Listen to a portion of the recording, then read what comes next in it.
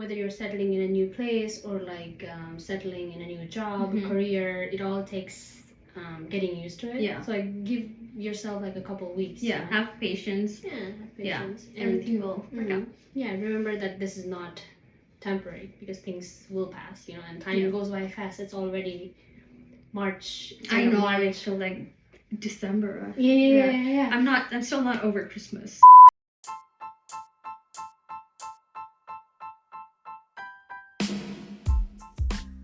Hi everyone, welcome to In the Left State of the Mind, a podcast where Ashmita and Regina share their experiences of moving from a foreign country to US.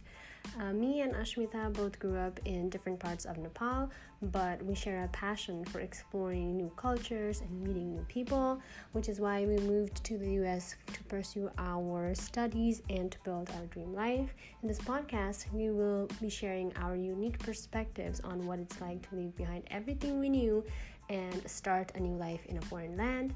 From the ups and downs of adjusting to a new culture, to the challenges of making new friends and finding a sense of belonging, me and Ashmita will be sharing our honest and inspiring stories.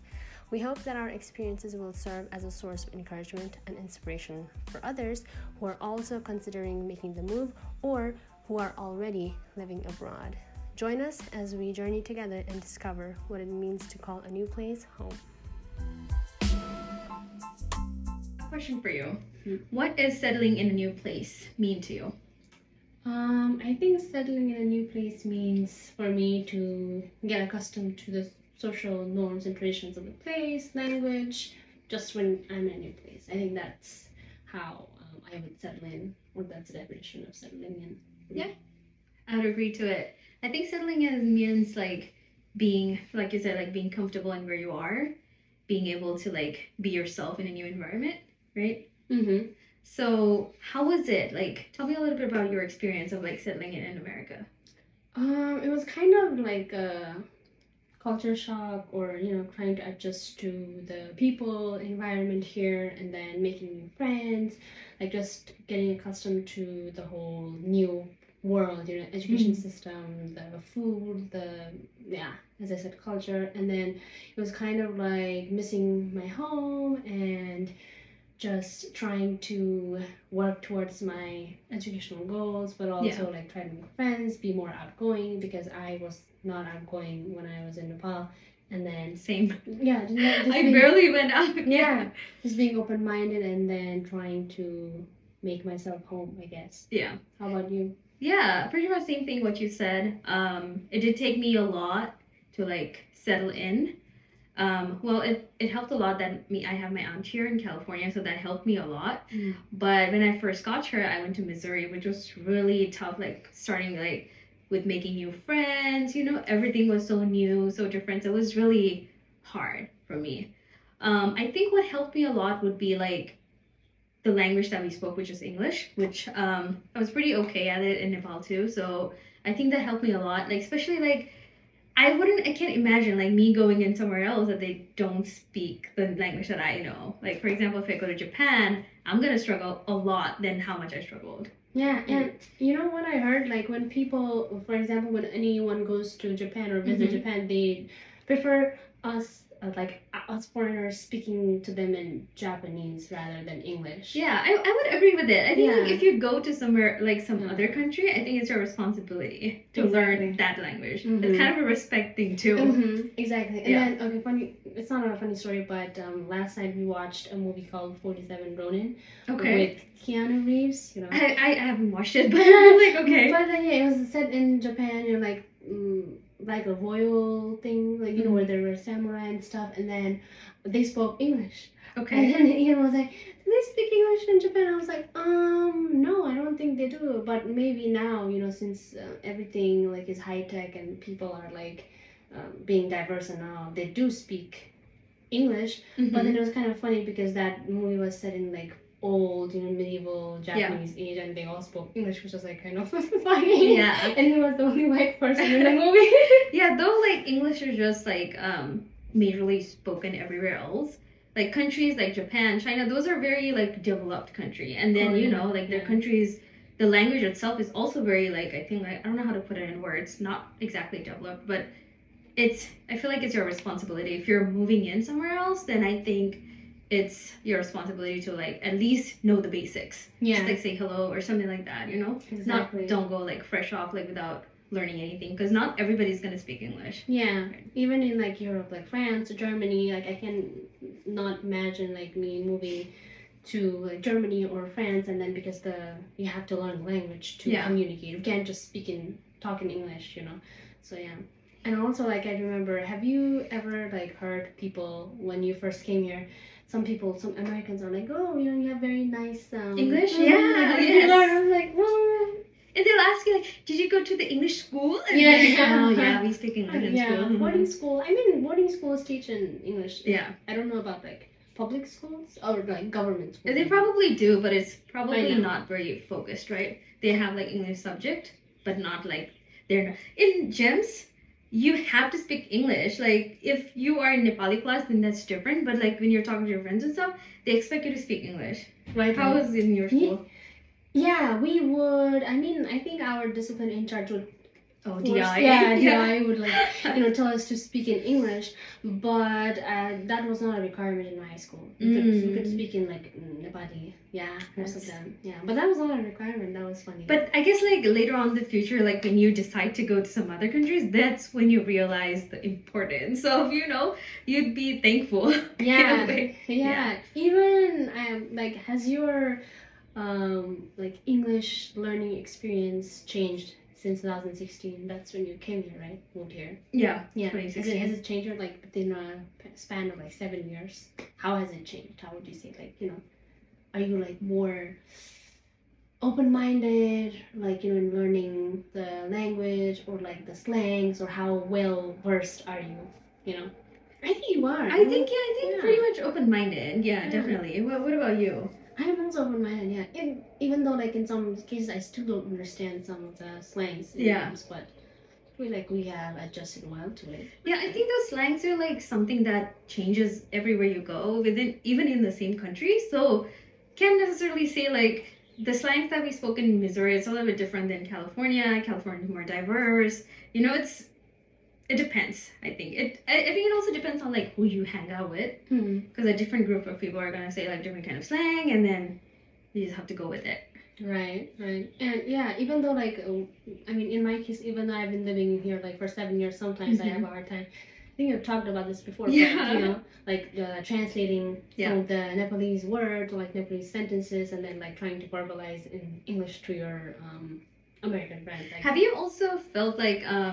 the slangs they speak now and the slangs they speak before is so much different. It is. There's this TikTok language or something that we don't understand. I don't understand, at least. I don't know. They just start saying like different words, like, oh, it's a cap. Like, oh yeah, what? I never heard of that before. I mean, I know what cap is, but like 5 years ago, if you asked me, I don't think I would know what cap is. Do you know? No, I don't think so. I think it depends on what sentence. Yeah, I think like the language these days is more like easygoing, laid back, kind of, rather than like, like these days, like grammar is not so important, right? Mm-hmm. Yeah, when speaking, like, you say, oh, I'm gonna do that. Yeah. I'm gonna. It's like, it's not even a grammar structure, like gonna, like wanna, hang out, Yeah. Because we don't say it like in Nepal, we don't say like hang out. Like, is there a Nepalese word for hang out? Like, hey, you want to hang out with me? And they also say, like, instead of saying they are doing this, they're like, oh, they's doing this, know? And it's just okay, I guess. That's doing it with, like, that butchers everything we learn for grammar, but I guess we just have to, like, go on with it. Not necessarily, you don't have to follow the same thing. You can just say whatever you feel like it, but I guess, like, you don't have to worry about your grammar so much. Yeah, right? Speaking. Yeah. Even sometimes when you write an email, you're like, oh, I'm going to do that. You know what helps a lot? Grammarly. Grammarly, yeah. I think someone... I have it. I pay for it for my school. I know. Really? You can judge me, yeah. I know. No, I think that's one tool that helps. Like, everything is being... technologized. Yeah. And I think, like, the other thing would be, like, settling in, as in, like, knowing a little bit about the culture before you go there. For example, like, before when I got here, I knew America was all, like, burger and fries. But which is true. People love burgers here. But, yep, burger, shake, modified. But yeah, there are a lot of Something things that I didn't know, which is something like I could have like researched a little bit more. Same. Yeah. Yeah. Like I remember because I took a gap year before when I was applying to the States, and then within that gap year I was like reading books, novels, like watching movies, series, and I watched Friends, Grey's Anatomy, and I was like, oh, picturing, like my apartment would be like this, and then there'd be high-rise buildings, but then when we came to Mississippi, it's like nothing. Yeah, nothing, like a rural Same in town. Missouri too. It was kind of like my expectation was like this, and then when I came to Mississippi, I was like this. So I was like, there's a huge gap, and I'm like, okay. But then when I started like going to Texas or like visiting the new cities, I was like, oh, so this is that's when I learned the difference of these are like rural areas, like countryside, and like city, downtown, blah blah blah. I feel like those are like some of the things that we missed on our research. I guess if we had looked at it before, I think it would have helped us a little bit more in settling in like much better and faster. But I mean, no regrets, but still, it's something like if I had to do it all over again, I would research those stuff. Yeah, so that's one tip we would say to anyone. Yeah, exactly. Before moving to a new country or place, research, the place or like the language, the culture, where you're settling in, right? Yeah. And I think like what other thing that helped me a lot was like getting a job. That helped me, like that opened up my window for talking to so many people, getting to know so many people, it actually helps you feel like, okay, you are now getting involved with other people, so you're like getting settled, kind of. Yeah, exactly. Like, if like same for me too. When I got a new job at the dorm, then I started meeting new people, like learning about the culture, like learning about the resident life or like the food they eat, the culture, everything, and they're so friendly, like. They're willing to share the information to foreigners, and you make new friends, you get to experience the nightlife, city life, whatever it is. So that's also one thing of like helping yourself settle in a place. Not just the co-workers and stuff, even the customers that come in, right? You get to learn so much. Like you see new people, and then they're like asking, hey, where are you from? This is just a basic conversation. You just learn so much, and then you just feel more confident on when you are where you are. I feel like getting a customer service job for me, it helped me like realize that I am comfortable in what environment I am, like I can talk to more people. So that helped me a lot. Yeah, I think it opens up your mind to a lot of possibilities. Like, and some people are even willing to like invite you in their home for like dinner, which is a new thing, Yeah, exactly. Not a lot of people get invited. I mean, I barely went to my friend's house for sleepovers or stuff like that. Did you? Sleepover is something that my mom never let me go. Yeah, but I did go to a lot of my friends' house, which was fun until the evening, which I have to go back home because you're not allowed to sleep. Yeah, were your parents strict too? Like, not really. They were actually fine. My mom's actually not strict at all. My dad, especially, not at all. Yeah. I think I would say my mom's a little bit more stricter than dad, but same. Not really. They don't count in strict at all. Yeah, but I barely, or like I didn't sleep over to any of my friends' house, I think. Yeah. Yeah. My friends came over to my house more, I think, than like me going to theirs. Yeah.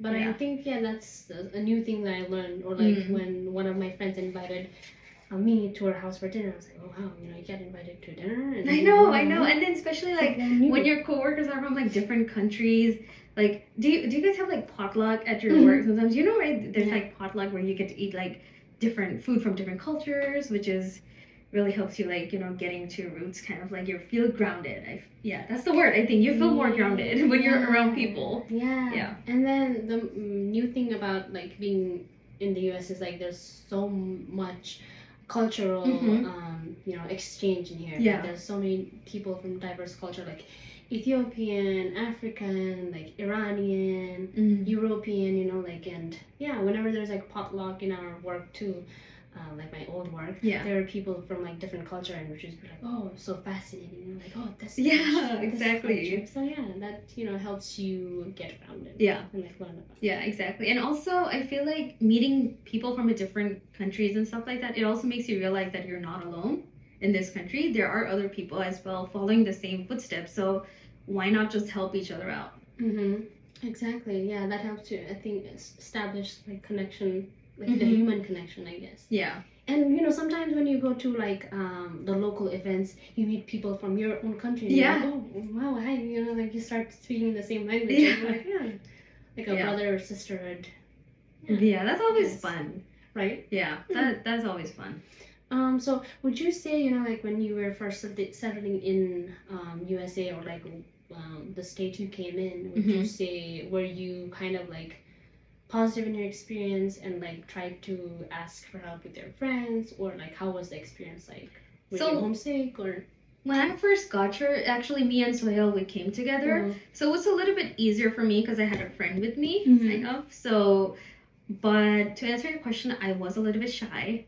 I feel like I should have like been more open about it, because I already had a friend with me, so I didn't feel it was necessary enough to like, you know, be open to everybody. But I was kind of like shy. It took me a minute though to realize, you know, everything and all. What about you? I think, yeah, in a way, like I had came alone, and then I made friends like from my university. We were in the same plane, but yeah, like kind of like being open-minded. And then I was really shy too, but my roommate, she was really outgoing, so I could like tag along, you know, with her friends, and that made me like open to more people, conversations, and then here and there, you know, like going out, and then not partying, but like, you know, like being in social gatherings around people. So I think I learned from my friend who was outgoing. So yeah, that was really nice. At the end, that's how you meet people, right? You meet your friend's friend, and then they become your more best friends, and then you're just like part of ways. There's another set of friends that you meet from their friend. I think most of my friends, I would say like 50% of them, it's like through my aunt too. Yeah, so that's how you meet people. You just have to be more open about it. Yeah, and not be like, oh, you know, judgmental, or, you know, just, Yeah, it's not going to be like when we were kids, like you go to school and then you see the same person like 100 times and then you become friends. You just have to throw yourself out there. Exactly. Yeah, I feel like, because when I was in Nepal, I would be like, oh, this is my best friend, you know, like, this is my close friend, like, this is only my circle. I'm not going to, like, speak to others who are not in my circle, or who don't have the same beliefs as me. So here, I'm trying to, like, you know, involve myself in conversations, or, like, with people whose values don't match mine, you know, so that we can have, like, good conversations, you know. Yeah. So that's reminded me of a very funny story. Me and my friend Anushka, we sat in the same chair, like same bench before in school. And then one day this teacher like just moved our seats because we were talking too much. And then I literally cried, like, because she moved to another table. Oh no! I know. Well, now that when I don't know, like 4 or 5 maybe. Now when I think about it, like if I start crying for every time I lose a friend, I'll be crying every day. Exactly. I mean, talk about like, I don't even think we have, you know, like a large group of friends, because we are so busy with our work, or like with our life, you know. Yeah. And I'm grateful to, you know, have you and then other couple of my friends by my side. No, like, really, right? Because we're all adults now. Yeah. And then, exactly. Yeah, you just have to stay positive and confident. People who will stay, will stay. People who are not meant to be will not stay. So stay positive. I guess, like, believe in yourself.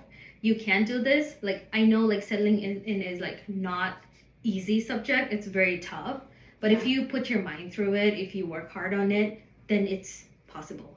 Exactly. And also, like, I was going to say something. I lost my train of thought. You were saying believe in yourself, but I'm gone. No, I feel like, no, the only reason I say is, like, I feel like 50% of is hard work, then 50% is, like, believing that you can do it. Yeah. I think, like, that's something that people don't think about. They just be like, oh, if you work hard, then it's gonna happen. No, it's not going to happen. No. Yeah, you just have to, like, you have to believe it. It's gonna happen too. Yeah, exactly. Okay, yeah. Have you watched Ted Lasso? No. Watch it. I recommend Ted Lasso for everybody. What is that? It's a show. It's an Apple TV. It's actually a really good show. The show itself, I think it's all about, like, believing in yourself. It is so good. Like, it's just so good. Oh, that's where I saw your wallpaper. It's Believe. Yeah, Ted Lasso. Oh no, yeah, I like relate to it. And then yeah, okay, I remember now. Oh, I was gonna ask you like, um, what tip would you give to anyone who is like moving to a foreign country, like in Europe, USA, Canada, wherever, like how to settle in? I mean, I think you said believe. first. And then I think the other thing is like be confident. It's okay if you like mess up. Mm-hmm. It's just you, so you get to restart like many times as much as you want. So just because you failed once, just don't give up already. Yeah. I think that's the tip I would give. No, yeah, and then just be like persistent, or like try to ask for help and support from other friends and family. Yeah. And people are willing to help you out, like, show you the way, I guess. Yeah. Also for people like who are not really, well, I guess like if you try to be social, and some people just cannot be social at all, there are places like where you can get help, right, to settling in, like starting with like blogs, YouTubes. There are a lot of like videos on like showing like how they settled.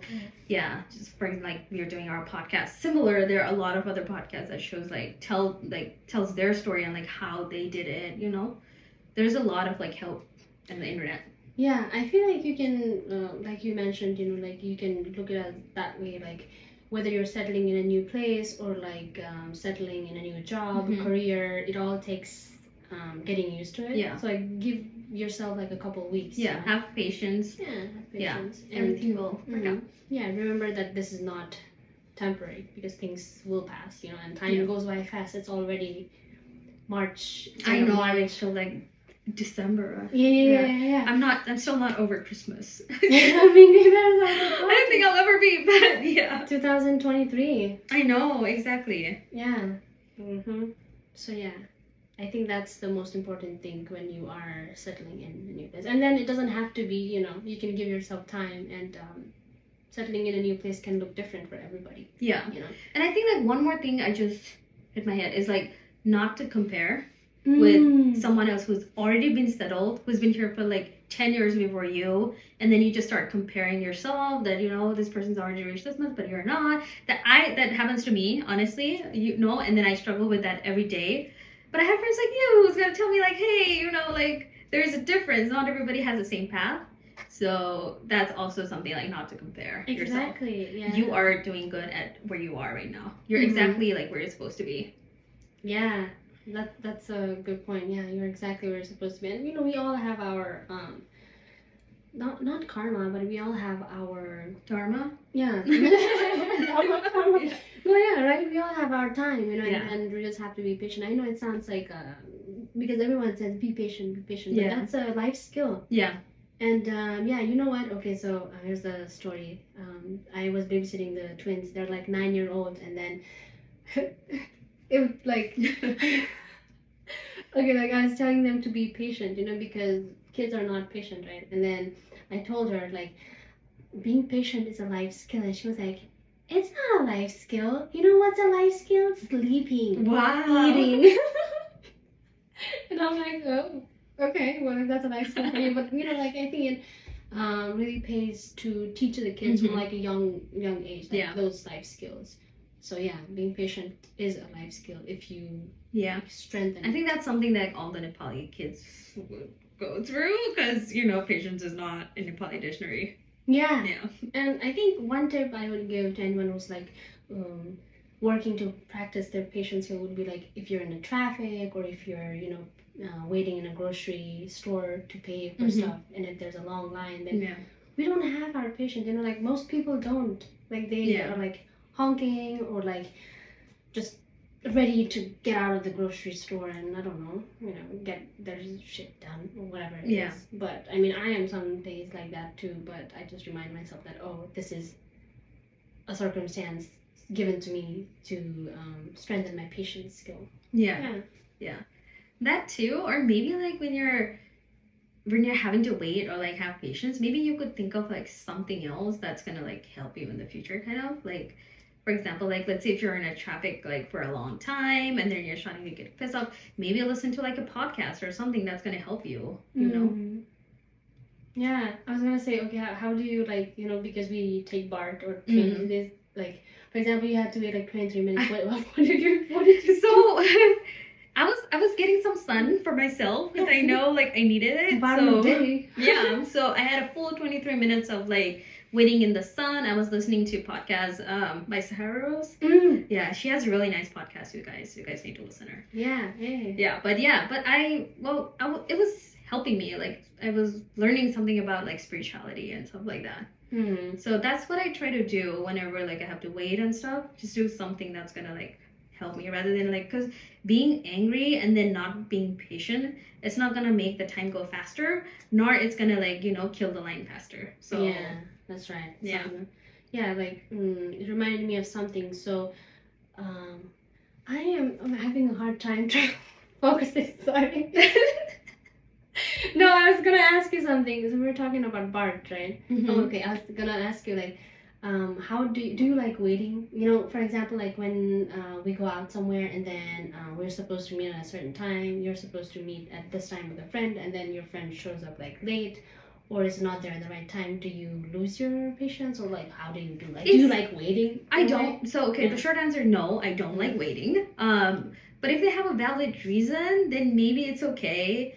But if it happens like every day, then no, definitely I'm not gonna be okay. Next time if I call you at 4 p.m., I'm gonna show up at 4:30 too. You know, so if your time is valuable, my time is valuable with me too, right? So it's gonna go both ways. What about for you? I also don't like waiting. Yeah, I'm a person who likes to show up at the event or whatever time, like 5 minutes early. Yeah, like even work, anything, like I like to be there early so that I don't. Yeah, I'm a woman of my word, so I like being punctual, so I don't like waiting. Yeah, there's also a saying, I don't know by who, but but it's said by someone, so it's not mine. I don't want to quote anything. It's just like, if you're not early, then you're late. Yeah. Exactly. Yeah. Right. Which I think is a really good one.